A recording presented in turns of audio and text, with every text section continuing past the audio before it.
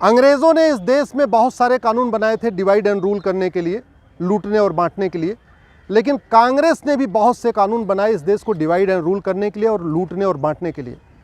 1991 में पहला कानून बनाया प्लेसेस ऑफ वर्शिप एक्ट, और हिंदू, जैन, बौद्ध, सिख के लिए कोर्ट का दरवाज़ा बंद कर दिया।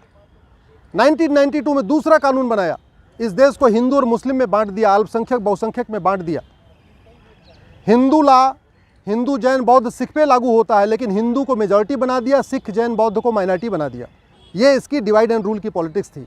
और तीसरा जो सबसे घटिया कानून बनाया कांग्रेस ने 1995 में, जिसको कहते हैं वक्फ एक्ट, जिसको मैंने सुप्रीम कोर्ट, हाई कोर्ट में चैलेंज किया है, और इसकी अगली सुनवाई भी सुप्रीम कोर्ट में होगी, क्योंकि इन्होंने हाई कोर्ट से ट्रांसफर पिटीशन फाइल कर दिया है कि मैटर अब हाई कोर्ट में नहीं बल्कि सुप्रीम कोर्ट में चलना चाहिए।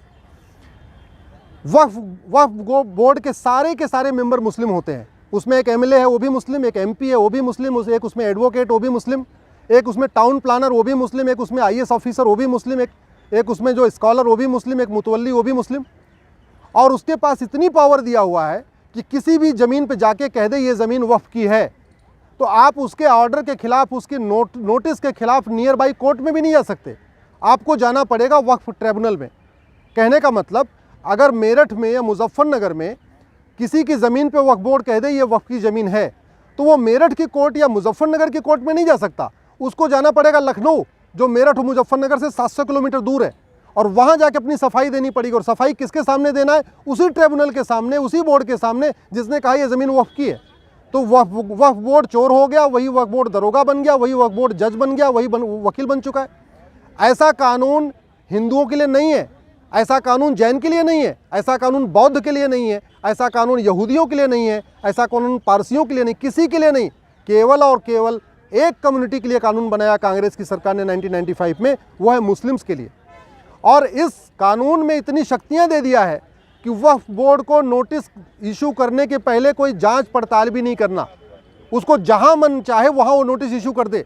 इसके चक्कर में ये वक्फ बोर्ड वसूली कर रहा है, लोगों को धमकाता है कि हम इसको वक्फ की प्रॉपर्टी डिक्लेयर कर देंगे, लोगों से पैसा लेता है, गरीबों का धर्मांतरण करा रहा है। आदिवासी एरिया में जहां लोग कानून नियम को ज़्यादा नहीं जानते, वहां पे ये नोटिस देता है और कहता है कि भाई एक तरीका है, अगर आपको ज़मीन बचानी है तो इस्लाम कबूल कर लो, मुस्लिम बन जाओ। तो इस तरीके से छत्तीसगढ़ के एरिया में, महाराष्ट्र के एरिया में, या और भी जहाँ पे पिछड़े लोग रहते हैं, गरीब रहते हैं, जिनको नियम कानून ज़्यादा नहीं पता, वहाँ पे ये कन्वर्जन का कारण भी बन गया है। इसीलिए मैं कह रहा हूँ ये कानून ख़त्म होना चाहिए। घटिया कानून बनाना सबसे बड़ा राष्ट्रद्रोह है, और घटिया कानूनों के खिलाफ चुप रहना भी सबसे बड़ा राष्ट्रद्रोह है। मैं इस देश के सांसदों से निवेदन करता हूं, विधायकों से निवेदन करता हूं, इस घटिया कानून के खिलाफ बोलिए। 1991 के प्लेसेस ऑफ वर्शिप एक्ट के खिलाफ बोलिए, 1992 के माइनॉरिटी कमीशन एक्ट के खिलाफ बोलिए, और 1995 के वक्फ एक्ट के खिलाफ बोलिए। ये तीनों कानून कांग्रेस ने भारत में डिवाइड एंड रूल के लिए बनाया था, सत्ता के लिए बनाया था, मुस्लिम अपीजमेंट के लिए बनाया था। और जितनी दोषी कांग्रेस है इस कानून को बना के, उतने ही दोषी वो लोग हैं जो इस कानून पे मौन है। जो लोग इस कानून के खिलाफ चुप हैं, मैं उनको देशभक्त नहीं मानता। घटिया कानून बनाना देशद्रोह है, तो घटिया कानूनों पे चुप रहना भी देशद्रोह है। घटिया कानूनों के खिलाफ न बोलना भी देश से गद्दारी है। इसलिए मैं सबसे निवेदन करता हूँ, इन तीनों कानूनों के खिलाफ बोलिए। इस देश में संविधान है, जो कानून होना चाहिए वो सबके लिए होना चाहिए। अगर वक्फ एक्ट जैसा कानून सबके लिए होता तो बात समझ में आती थी, लेकिन केवल मुस्लिम्स के लिए ऐसा कानून, बाकी किसी को ऐसा कानून नहीं। क्या हिंदू इस देश में दूसरे दर्जे के नागरिक हैं? क्या जैन इस देश में सेकंड क्लास सिटीजन है? क्या बौद्ध इस देश के सेकंड क्लास सिटीजन है? क्या इस देश के जो पारसी हैं, यहूदी हैं, वो सेकंड क्लास सिटीजन है?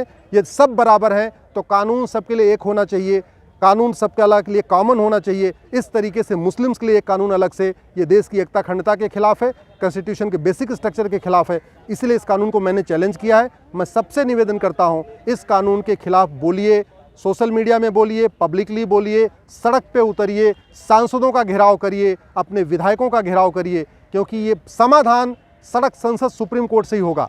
आप अगर सांसद नहीं हैं, सुप्रीम कोर्ट नहीं आ सकते हैं, तो कम से कम सड़क पे उतरिए, इस कानून, इन तीनों कानूनों के खिलाफ बोलिए। 1991 का प्लेसेस ऑफ वर्शिप एक्ट, 1992 का माइनॉरिटी कमीशन एक्ट और 1995 का वक्फ एक्ट, इन तीनों कानूनों को ख़त्म करने के खिलाफ आवाज़ उठाइए। जय हिंद, जय भारत।